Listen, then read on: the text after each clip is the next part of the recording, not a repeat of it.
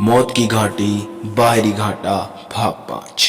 पिछले भाग यानी कि भाग 4 में हमने देखा कि कोई बॉल बंद कर गया था, लेकिन वहां पर वो दोनों कंफ्यूज थे कि आखिर बॉल किसने बंद किया। और लेकिन यहाँ पर कोई बुरा साया है, वो बजरंग बली से प्रार्थना कर रहे थे, उनका शरीर कांपने लगा था। फिर आगे क्या हुआ वही हम जानेंगे भाग 5 में। तो चलिए बढ़ते हैं भाग 5 की ओर और बताते हैं कि आखिर जगदीश और मोहन के साथ क्या हुआ। तो भाग 5 मौत की घाटी। जय हो बजरंग बली की। आज तो बचा लिया हनुमान जी ने। जगदीश अपने दोनों हाथ जोड़कर आसमान की तरफ उठाते हुए बोला, अरे पर जगदीश हुआ क्या, ये तो बताओ। मोहन ने पूछा। कुछ मत पूछो मोहन भाई, जब मैं टैंकर से पानी भर रहा था उस वक्त मुझे लगा कि मेरे पीछे कोई खड़ा है। मुझे लगा आप हो, इसलिए आपकी बाल्टी का ध्यान रखने की बात कहकर मैं हल्का होने चला। जब लौट कर आया तो बाल्टी भर चुकी थी और टैंकर का बाल भी बंद था, पर आप तो कह रहे कि यहाँ से हिले ही नहीं, और हम दोनों के अलावा कोई तीसरा कैंप में भी नहीं है। फिर ये किया किसने, कुछ समझे मोहन भाई, जगदीश ने कहा। हाँ जगदीश, जब समझ में आ गया भाई। छोड़े ये सब काम और भाग चल यहाँ से।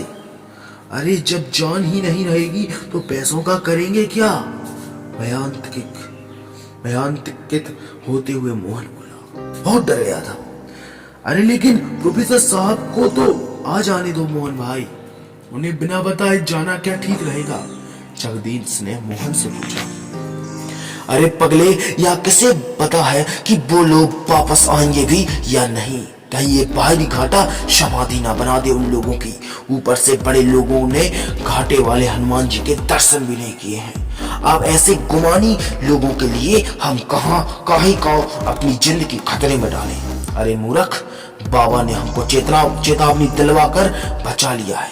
ये बालाजी का संकेत है, इसे समझ और चला चल यहाँ से, जगदीश को समझाते हुए मोहन बोला। जगदीश को भी उसकी बात ठीक लगी और वो दोनों बजरंग बली का नाम लेकर वहां से अपनी बाइक पर भाग छूटे, वो भी बिना किसी को बताए।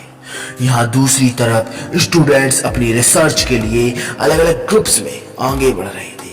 वे लोग पेड़ पौधों को, खासकर धाव के पेड़ की तस्वीर ले रहे थे।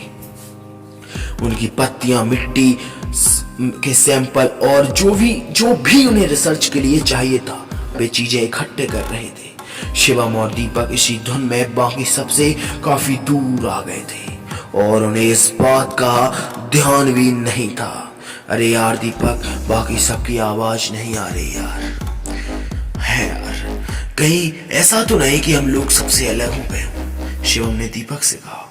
अरे होंगे यहीं कहीं, तुमको क्या करना, अपना काम करो ना यार। शाम को सर जब सबके सैंपल देखेंगे तो देख लेना हमारे पास ही सबसे ज्यादा सैंपल होंगे, दीपक ने कहा। हाँ बस तुम पिक्चर सही से क्लिक करना, शिवम ने उसे छेड़ते हुए कहा। दोनों अपने अपने काम में मस्त थे। तभी दीपक के कैमरे के सामने अचानक कुछ अजीब सा आ गया। ओह ये क्या है, शॉक्ड होते हुए दीपक बोला। क्या हुआ दीपक, शिवम ने उसके पास आते हुए कहा। पता नहीं यार, कुछ अजीब सा आया था कैमरे के सामने, दीपक ने कहा। अजीब सा, लेकिन क्या शिवम ने पूछा। आखिर क्या आया होगा कैमरे के सामने, मतलब पता नहीं यार, कुछ अजीब सा आया था कैमरे के सामने, दीपक ने कहा। अजीब सा, लेकिन क्या, शिवम ने उससे पूछा।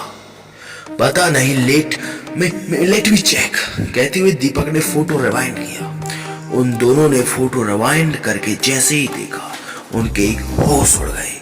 दीपक, ये क्या है, ये क्या क्लिक किया तुमने, घबराते हुए शिवम ने कहा।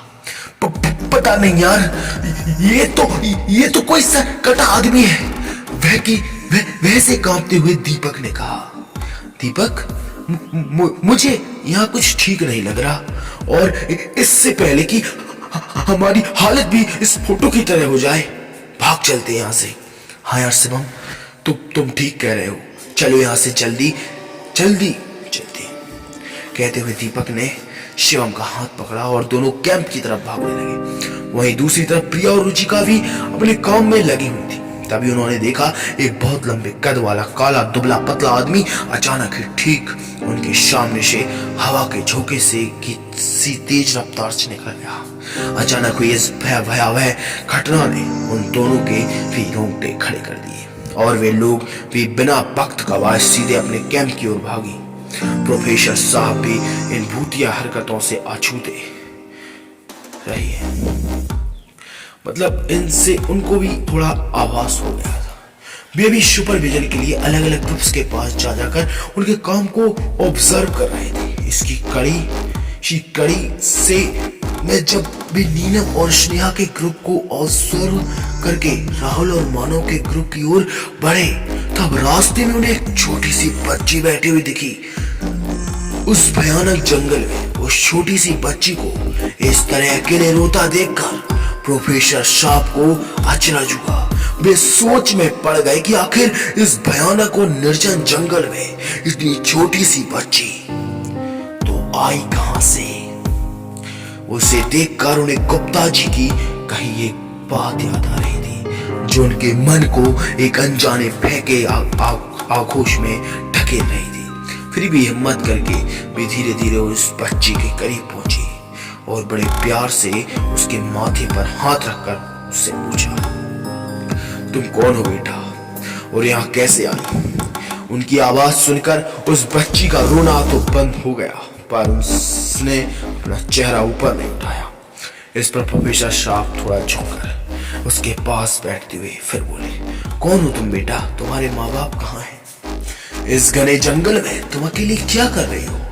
कैसे आई यहाँ पर बोलो। उनके इतने सवाल सुनकर भी बच्ची टस से मस नहीं हुई। ऐसे में प्रोफेसर साहब को कुछ ठीक न होने का अंदेशा होने लगा और उन्होंने वहां से हट जाने का निर्णय किया। जैसे वे तेजी से पलटकर वहां से जाने को हुए, उस बच्ची ने पीछे से लपक कर उनका हाथ पकड़ लिया। इस पर उन्होंने पलटकर पीछे देखा तो डर के मारे उनकी आंखें फटी रह गई।